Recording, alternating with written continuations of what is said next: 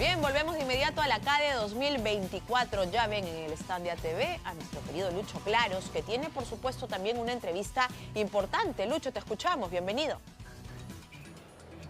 Cintia, muchas gracias. Seguimos con esta cobertura especial aquí del Grupo ATV en CADE Ejecutivos 2024 y estamos en este momento con Andrés Malamud, quien es politólogo e investigador en el Instituto de Ciencias Sociales de la Universidad de Lisboa. Acaba de terminar hace instantes su exposición aquí en el auditorio principal de la CADE y ha hablado de un tema realmente importante, elecciones internacionales y retos emergentes que el Perú debe enfrentar en el actual contexto latinoamericano. Andrés, muchas gracias por estar acá, bienvenido a Perú y a Arequipa, puntualmente.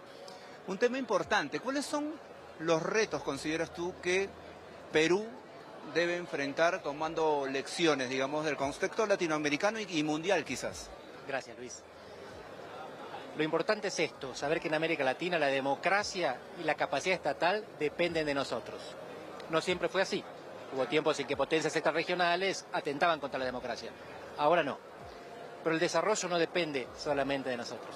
Los latinoamericanos decidimos si somos democráticos o no, si tenemos un Estado capaz o no. Pero no decidimos si nos desarrollamos o no. Para eso dependemos de los vientos del mundo. Por eso nuestra misión es tener una buena democracia y un buen Estado para cuando los vientos nos acompañen. Mientras tanto, no esperar milagros, prepararse. Claro, pero decías algo importante en la exposición, esta frase, ¿no? La democracia resiste, pero la insatisfacción social crece.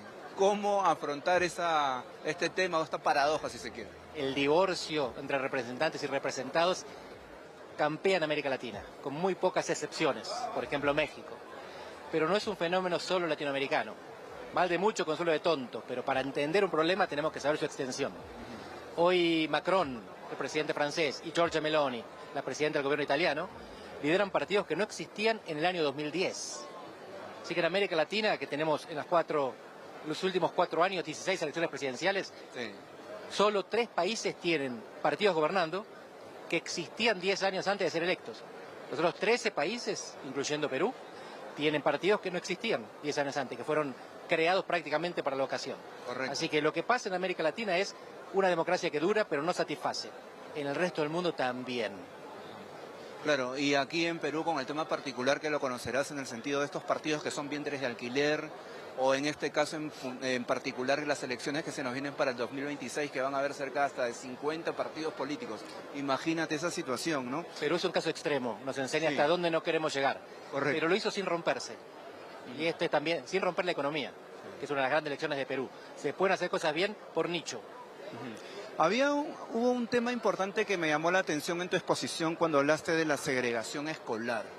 Y soltaste una frase que me pareció así bastante potente, ¿no? Esta de los niños ricos no saben que hay niños pobres, pero al revés, los niños pobres sí saben que hay niños ricos. Qué frase tan potente, verdadera y que nos revela la situación actual mala en ese sentido que estamos pasando, ¿no? Es la famosa burbuja. Los que están arriba no se dan cuenta que están arriba. Me parece que el mundo es lo que los rodea. Pero los que están abajo ven televisión, redes sociales, y a los ricos pasan en autos caros. Así que el mundo rico está al alcance visual de los pobres. Al revés no. Y esto se vio mucho durante la pandemia, cuando ministros de salud y presidentes de varios países latinoamericanos se sorprendían por conocer cómo vivía su pueblo. El nivel de hacinamiento, la baja infraestructura, la incapacidad del Estado para llegar a esos sectores. Tenemos que romper esa burbuja. Y para romper esa burbuja necesitamos espacio de encuentro, el espacio público, la urna electoral, el día del voto, pero también el transporte público, el hospital público, la escuela pública. Son claves para que no se genere resentimiento en los segregados. Correcto. Y en el tema, por ejemplo, del empleo, del trabajo, ese es un tema también, digamos, bastante importante. A nivel regional creo que estamos en la misma situación, pero aquí en Perú en particular tenemos un alto índice de trabajo informal. ¿Cómo enfrentar ese tema? Yo no me atrevería a dar soluciones para el tema tan complicado que enfrenta Perú. Pero una vez más está en la punta. 73% de informalidad, ¿verdad? El promedio en la región es 50%, el promedio de los países en desarrollo es 40%, en los países desarrollados es 15%. Porque la informalidad trabaja junto con la formalidad. No todo el proceso económico y productivo es informal. Lo que tenemos son zonas grises, es decir que los formales saben que existe lo informal y aprovechan, y los informales también. Tenemos que conseguir incentivos para que la formalización convenga. Y una pregunta ya, digamos, como analista internacional, ¿no? Como alguien que ve al Perú, digamos, desde afuera. ¿Cómo nos ves como país?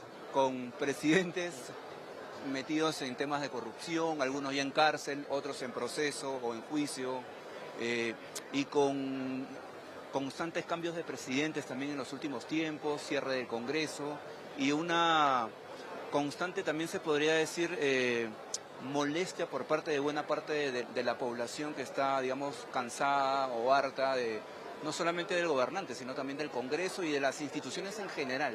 ¿Qué te parece? Durante mucho tiempo empezamos con América Latina y después bajamos al Perú.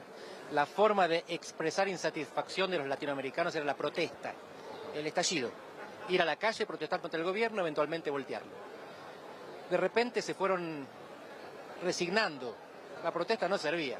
Entonces optaron por otra estrategia, la deserción. Ya no protestan porque no sirve, se van.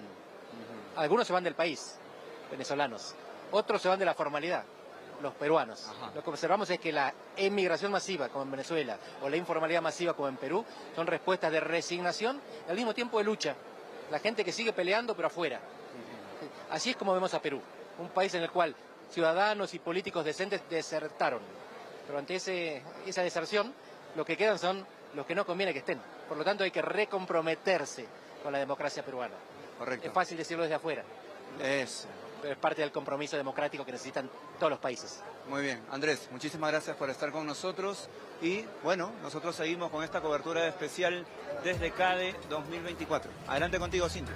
Gracias, Lucho. Ahí está la cobertura especial del Grupo ATV. Qué importante la última reflexión de cómo nos ve al Perú, ¿no? De Andrés Malamud, politólogo, porque dice los que quedan, ¿no? Aquí en el país, hablando ya del tema político, son los que no quieren que estén, ¿no? Es como nos ven, además, desde el exterior. Gracias, Lucho, por la información. Seguimos nosotros con más noticias.